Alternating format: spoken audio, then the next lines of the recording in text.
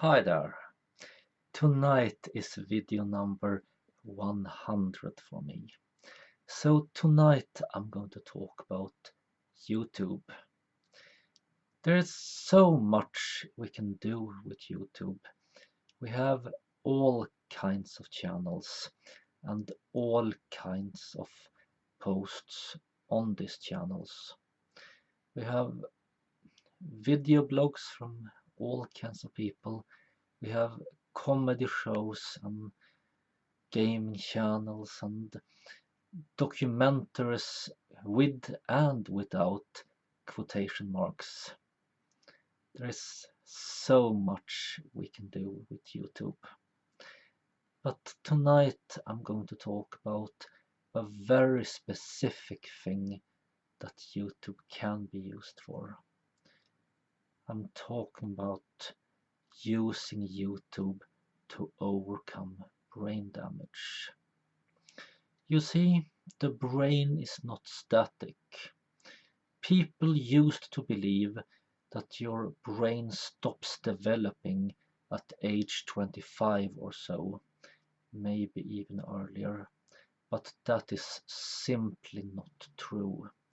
Your brain does develop throughout your entire life, and if something has been damaged, you can often compensate for that, more or less. You can just keep fighting the problem to build new synaptic connections around the thing that has been hurt. How much you can solve the problem, it varies from case to case. Some things are indeed incurable, but there are many brain problems that can be overcome. In a few of my videos I have been mentioning various academical degrees that I have and the master degree I'm currently working on. I have mentioned these things when they are relevant. I am not trying to brag or pretend to be important or anything. I don't think a degree matters that much, but it does matter when it comes to your competence in a specific field, and that's what makes it relevant sometimes.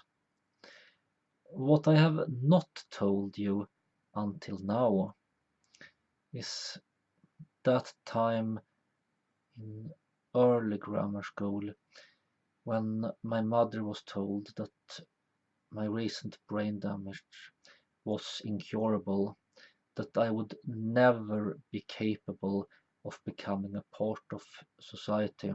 I would never be capable of graduating from grade school. I would never be able to go to high school, and university was totally out of the question.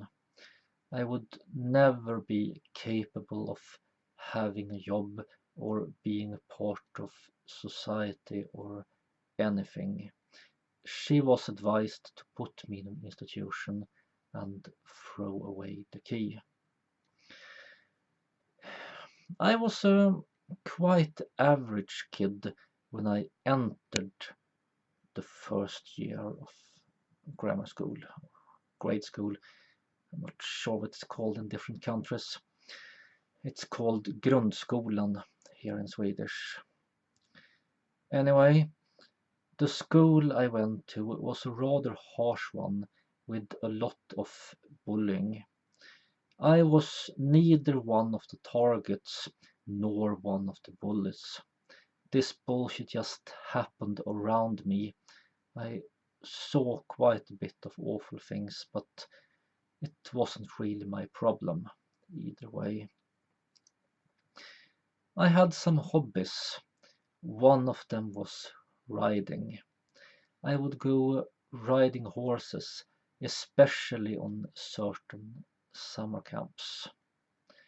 And As luck would have it, on one of these summer camps I was bitten by a tick, and I got an infection, some virus or such that gave me meningitis and encephalitis.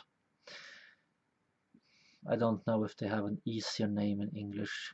In Swedish it's called hjärninflammation and hjärnhinneinflammation. Either way, it's two really bad things that can happen to your brain. I was sick for almost a year, constant headache, and the left hemisphere of my brain was kind of fried. After I got well again, I had to learn to walk again. I couldn't even walk at first. Not well anyway. I could like limp forward a little bit, something like that. My right hemisphere wasn't damaged at all, and my left hemisphere did recover over time. In the long run, it was just one little scar in the center that handled rhythm and such. So I had, well, at first problem with walking and stuff like, well, after I could walk at all pretty much, I still had problem with walking and chewing gum at the same time. I mean, almost literally, perhaps not exactly literally, I don't remember those years that well, but that kind of basic problem. Of course, when I returned to school, I became a target. But we switched school, and that was that.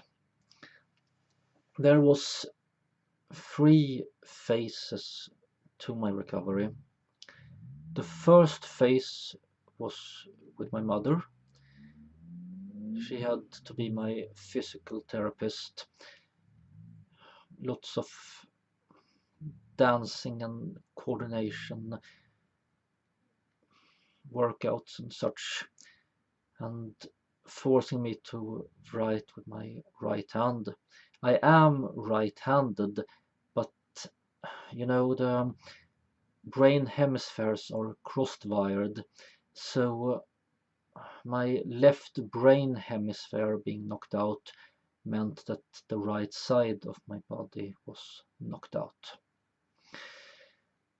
So I had to work a lot for several years on coordination, making the two halves of my body work together, and on using my right side at all, and on using that part of the brain, and so on. Luckily, I had already learned how to read and write. I was told that I wouldn't have been able to learn it from fresh if I didn't already know it, at least at that time. This took several years, but I did manage to stay in school without even skipping a year. You know how some smart kids skip 1 years upward? I pretty much did the same thing by not skipping a year downwards. The second phase of my recovery, I was already adult, and I was already functioning as a part of society. I had an education, well, high school diploma and some university points, and I had a full-time job and just an ordinary life. But physically, I was so far behind people because I had to fight for the basics. It never occurred to me that I could even do sports. But we started playing badminton together, not as some kind of physical therapy, but actually playing. Of course, we never got very far. We was amateurs all the way, but we did play for real, and I started to play with some friends as well. Started doing some sports and started working out, becoming more of an average person in those regards. I mean, going from being low normal to normal in this second step. The first step took me from being an invalid to very low normal. My life continued and all was well, except for my voice. This was the one stigma that really remained. And I'm talking about stigma in two of the at least three senses of the word. I don't mean religious stigma, but I mean both that you have something that mark you and that you get stigmatized. The voice you hear now is after 100 YouTube clips. Hopefully you find this voice normal. I would guess that you do. But if you start looking over my really old clips, it is very different. This is the third stage of my recovery. I have used YouTube to overcome my brain damage. Actually, this video might be a bit worse voice than many of my latest videos. Because, you see, throughout my adult life, my voice has varied a lot. Even in the beginning of my adult life, sometimes my voice was entirely okay, and sometimes it was just a blur, hard to understand what I'm saying, just skipping parts of words, contracting words, just stuttering and stammering, going, well, not a pleasant voice to listen to, and sometimes hard to understand. And sometimes I could overcompensate and shackle my voice so it wouldn't go out there, but then instead it would become robot-like, creepy monotone.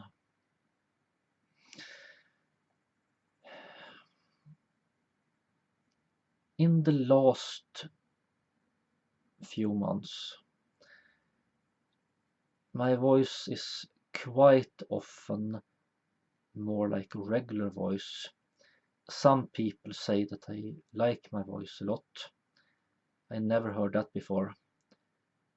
I mean, I never heard it before I started with YouTube or before the last few months of YouTube. My voice still varies a lot. I think it does for all people. We have better days and worse days. But all in all, my voice is so much better now. And this is extremely important to me. I don't mind all that much being a bit different. I have been different all my life. I have in many ways been an outsider, and I don't mind that. In many ways I have chosen it for myself, and I often prefer to see things from the outside rather than being inside it and losing the overview. There are many kinds of being an outsider. Some of them are good, some of them are bad, some of them are both, and some are neither. But there are several problems with having a bad voice. First of all, people will refuse to listen to you for bad reasons as well as good reasons. The good reason is simply that your voice is fucking annoying to listen to, and people don't want to spend energy if they can help it. They want to hear interesting things, and they want to hear them in a way that is pleasant to hear.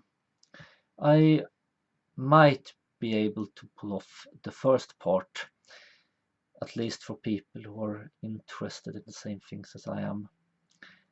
But telling it in a good way, I have never been really good at that. I'm not talking about phrasing it in a good way. That part I have been quite good at for quite some time. But expressing it verbally with my voice, it has never been one of my strong sides. But I am getting much better at that.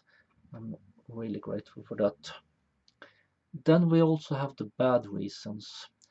People will judge you if you have a scar on your face or on your voice. People will jump into conclusions. They will make stuff up and believe it, and in some cases spread their speculations as if they were facts. And when it comes to brain damage, this is a word that is very scary.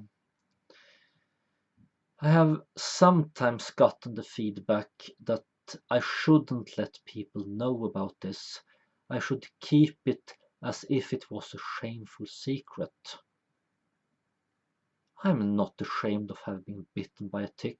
It wasn't my fault, and it hasn't impaired my cognitive functions at all. The frontal lobes are not affected. But most people don't even know what the brain lobe is. They only know that the brain is what we think and feel with, and if the brain is damaged, you are a dangerous, deranged, crazy person who people shouldn't take seriously, someone they should shun and be afraid of. They don't understand the distinction between different parts of the brain. And again, people don't want to spend energy. This means that they don't want to get educated. I was in fact quite ambivalent whether I should do this video or not. Should I take that kind of advice and just gloss over this part of my past? Just get a good voice and then pretend that I have always had a good voice. Let it be retroactive. A lot of people do that with their achievements. Make them retroactive, pretend that it has always been that way. It makes it easier for, at least for other people, to look down on yet other people at this first person's behalf. And if the person is a hypocrite, then he can also look down on other people for problems he now pretend that he never had. And like I said, my particular problem isn't even anything that anyone should ever be ashamed of. I managed to come back because of my mother and because I was very young when this injury happened. A person my age, the age that I am now, would probably never be able to fully recover or even halfway recover from that kind of injury. Like I said, the brain develops all our lives, but it does slow down as we get older. A very young brain has much more potential for recovery and development than an older brain. And of course, this is not a dichotomy, it is a sliding scale. The younger you are, the better chance you have. The older you are, the worse chance you have. So far, I've had a really great time on YouTube. I have met interesting people and heard interesting discussions, participated in interesting discussions. And I know for a fact that I have given some people quite a bit to think about and helped them develop their own thinking. And I'm very grateful for that. I think this is one of the best things that we humans can do. Help each other grow as people. I don't think that I will ever optimize my channel for being interesting for as many as possible, but there are some people who can find interesting stuff at my channel, and I think the numbers will increase over time. My voice will keep getting better. The things I talk about will most likely keep getting clearer as I develop them. But we'll see about that. I might keep jumping onto more and more complex stuff. So, time will tell.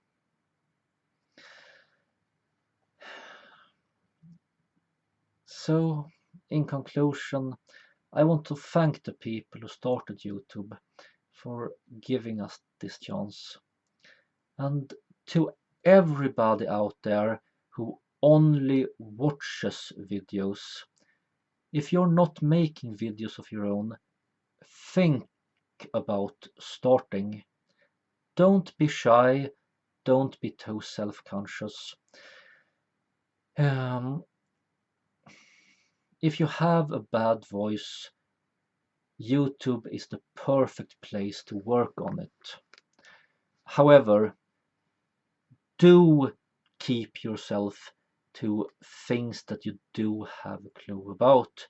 When you choose what you talk about, if you say something really stupid and bigoted and so on, someone just might mirror your video and you won't be able to take it down. I mean, if people mock you or bully you for having a bad voice, a speech impediment, some flaw to your face or whatever, if people put you down for that, they are the assholes. Don't mind them too much. Of course, you do need to have a bit of a thick skin if you're going to enter YouTube, because there are a lot of trolls out here. You might want to make your channel entirely anonymous and not show your face and not let anyone know it's you, if you're worried about people picking on you. But if you can, I recommend that you ascend above that kind of nonsense. Don't care what people think of you, only think about why they think about you the way they do. If they are the assholes, it's not your problem. But if you are putting people down for no good reason, if you are just telling your own story at other people's expense in a hurtful way, if you're spreading prejudice and bigotry and discrimination, then you are at fault and you have a reason to be ashamed. So do mind what you're saying, but don't worry too much about how you're saying it. You need a good voice to be popular, but you don't need to be popular.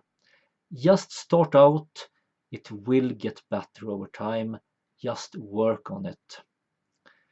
And I have one final thing to tell you. I have participated in the Stockholm and Gothenburg Pride festivals every year for quite some time. Stockholm is the capital of Sweden, Gothenburg is the second largest city. I have held speeches at Stockholm Pride for many, many years, and these speeches have been quite successful. My voice isn't that bad. People do understand what I'm saying when I'm making that effort. It's just not a very good voice to listen to. But that wasn't what I was going to tell you. The thing is, on these speeches, I have never used a script. And script doesn't work for my way of thinking anyway. I'm just making bullet points of the things I want to have said. And then I just start talking. That's what works for me. But when I started with this, it was not only about my way of thinking, it was also about my voice. You see, I couldn't read aloud from a paper. I was not capable of that. It became too hard to handle my voice at the same time. I mean, it's a matter of how much energy it takes to use the voice. When I talk calmly about something that doesn't affect me emotionally and I already know what I'm going to say, that is when I'm at my best.